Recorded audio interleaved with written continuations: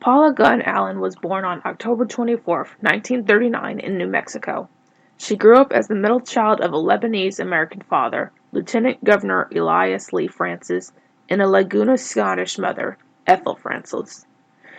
Raised and attended a Catholic church near the Laguna Pueblo Reservation, where she was heavily influenced by Pueblo culture.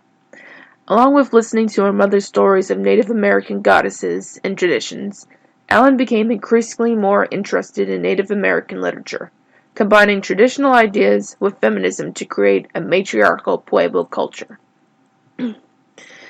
She received her bachelor's degree in English and a master's degree in creative writing in the University of Oregon in 1966 and 1968 respectively.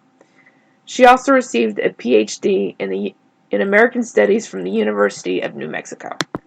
She taught at numerous universities including the Fort Lewis College in Colorado and University of New Mexico before joining the University of California as a professor of Native American and Ethnic Studies. She also served 9 years as a professor in English, creative writing, and American Indian Studies at UCLA Los Angeles before her retirement in 1999.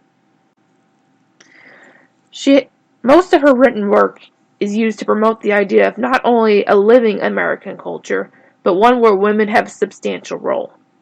In 1975, Allen published her first book, The Sacred Hoop, Recovering the Feminine in American Indian Traditions, which is known for the foundation of Native American studies.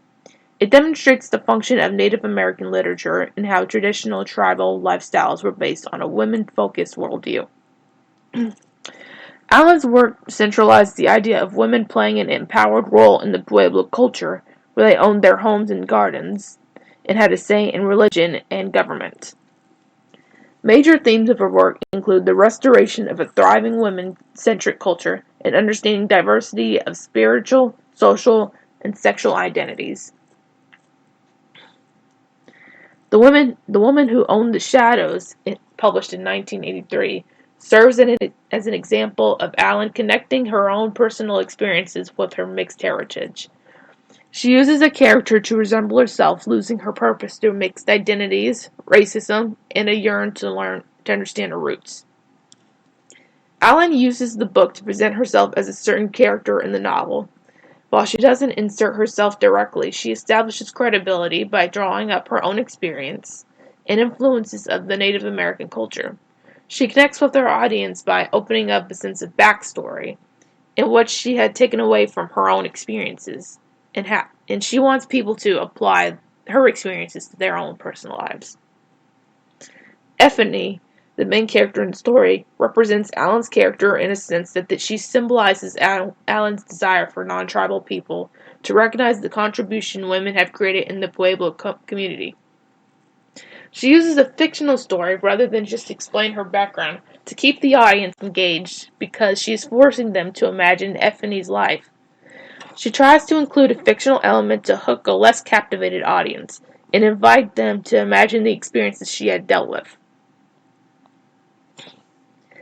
Grandmothers of the Light, published in 1991, was used to describe the female supernatural figures that acted as guides through Native American culture. The book promotes a sense of balance in the supernatural world, masculine versus feminine, etc., seeking completion of the opposing forces and how both sides contribute to finding purpose in the world.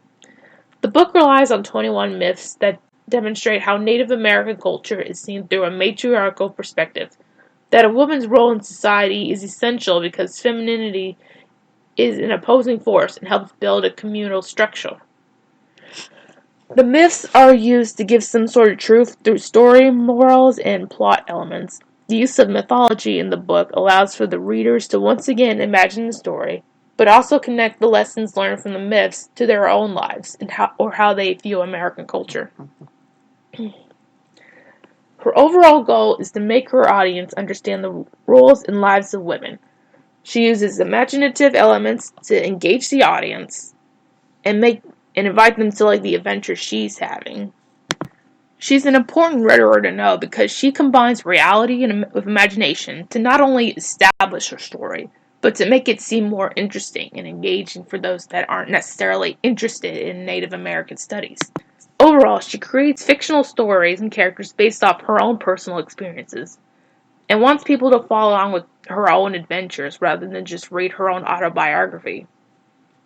Paula Gunn Allen is a significant rhetorical figure because she represents the fusion between what's real and what's left for the imagination, and uses that to convey her experiences in a way that the audience can understand and be fully engaged in.